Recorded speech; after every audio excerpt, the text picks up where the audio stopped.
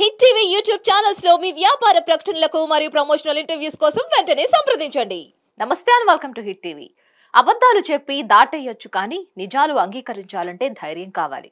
చాలా మంది అసలు ఒప్పుకోరు. నిజం చెప్తే తన ఇమేజ్ ఎక్కడ డ్యామేజ్ అవుతుందని భావిస్తూ ఉంటారు. ఈ విషయంలో వైసీపీలోని కొందరు నేతలు ఓ అడుగు ముందే ఉన్నారని చెప్పొచ్చు. తప్పుని నిజమని వాదించే తత్వవేత్తలు కూడా కొందరు ఉన్నారు. తాజాగా ఈవీఎం డ్యామేజ్ కేసులో సంచలన విషయాలు బయటపెట్టారు మాచర్ల మాజీ ఎమ్మెల్యే పిన్నెల్లి రామకృష్ణారెడ్డి. ఇటీవల ఏపీ అసెంబ్లీ పార్లమెంటుకు ఎన్నికలు జరిగాయి.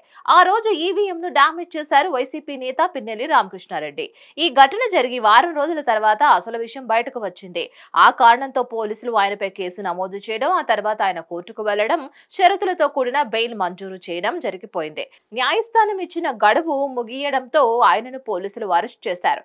ఇదే కేసులో న్యాయస్థానం అనుమతితో పిన్నెల్లిని పల్నాడు పోలీసులు విచారిస్తున్నారు. విచారణ జరుపుతున్న క్రమంలో పెద్ద తతంగమే జరిగింది. పిన్నెల్లిని విచారించేందుకు డీఎస్పీతో పాటు 11 మంది పోలీసులు నెల్లూరు జైలుకి వెళ్లారు. జైలు అధికారులు పోలీసులను లోపలికి అనుమతించలేదు. చివరకు మధ్యాహ్నం 3 గంటల సమయంలో కోర్టు నుంచి ఆదేశాలు రావడంతో అధికారులను జైలు లోపలికి అనుమతించారు. మధ్యాహ్నం 3 గంటలకు మొదలైన విచారణ రాత్రి 7 వరకు సాగినట్లు తెలుస్తోంది. పిన్నెల్లి నోట్లో నుంచి నాకేం తెలియదు, నేనేం వెళ్లలేదు, వాళ్ళెవరో నాకు తెలియదు అనే జవాబులు ఎక్కువగా వచ్చినట్లు సమాచారం. ఈ విచారణ గురజాల డీఎస్పీ శ్రీనివాసరావు ఆధ్వర్యంలో పోలీసులు పిన్నెల్లిని విచారించడం జరిగింది. పోలింగ్ జరిగిన రోజు తాను రెట్టచింతల పాలవాయి గేటు పోలింగ్ కేంద్రానికి వెళ్లలేదని చెప్పేశారు. అంతేకాదు ఈవీఎంలను తాను పగలగొట్టలేదని, నా వెంట ఆ రోజు గన్మెన్లు లేరని వివరించారు. ఈ క్రమంలో పోలీసులు వీడియోను దగ్గర పెట్టి చూపించారట. అది తాను కాదని మరొకరని అన్నారట పిన్నెల్లి రామకృష్ణారెడ్డి.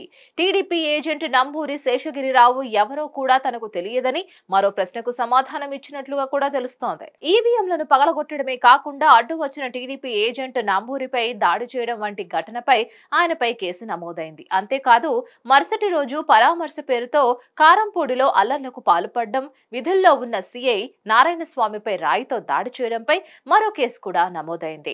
ఆయా కేసులకు సంబంధించి మరింత సమాచారాన్ని ఆయన నుంచి రాబట్టేందుకు పోలీసులు ప్రయత్నిస్తున్నారు. ఇక మిగతా కేసులకు సంబంధించి నేడు విచారణ జరిపారు. అన్నట్లు ఈవీఎం డ్యామేజ్ కేసులో సాక్షాత్తు వైసీపీ అధినేత జగన్ నిజం అంగీకరించారు.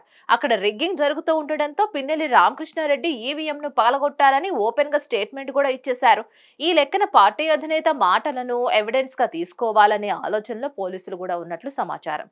మరిన్ని అప్డేట్స్ కోసం stay tune to hit TV. Hit TV app ని డౌన్లోడ్ చేసుకోండి. ఇందులో short news, live news, entertainment movies అన్ని అవైలబుల్ గా ఉన్నాయి. Please download Hit TV app. Hit TV app hit TV app ని ఫ్రీగా డౌన్లోడ్ చేసుకోండి.